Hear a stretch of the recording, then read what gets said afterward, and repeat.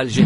L'aéroport international d'Alger-Ouari Boumediene procède aux préparatifs de la reprise des vols de la compagnie nationale Air Algérie à travers la mise en service, par le ministre des Travaux publics, de sa nouvelle piste principale.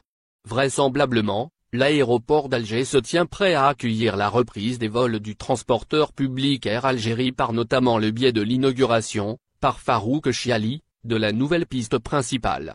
Le ministre des Travaux publics, Farouk Chiali, a mis en service, samedi 23 janvier, la dite piste principale.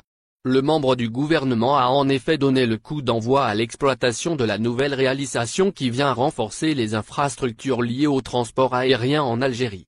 Il s'agit donc de la piste d'atterrissage principale de l'aéroport international dans la capitale.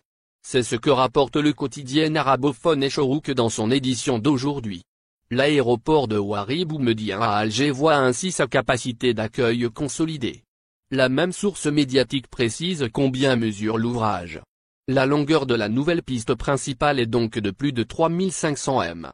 Le potentiel de la nouvelle piste principale elle peut, de cette manière, recevoir de gros avions. La nouvelle structure arrive également à recevoir en son sein des équipements modernes qui lui assurent un meilleur fonctionnement. Ces dispositifs parviennent très bien alors à être intégrés à la piste.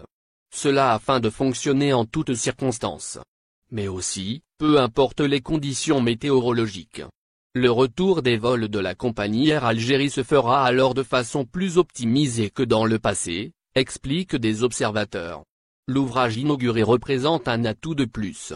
Il est censé faciliter la reprise des activités du transporteur public. D'autant plus que le trafic aérien se trouve lourdement déstabilisé par la crise sanitaire. Il convient de rappeler que dans le classement de l'AFRA des compagnies aériennes africaines, les plus compétitives sur le continent, comporte 16 noms. La compagnie nationale arrive troisième juste derrière Royal Air Maroc. Tunisair, quant à elle, n'y figure même pas en raison de ses nombreuses difficultés.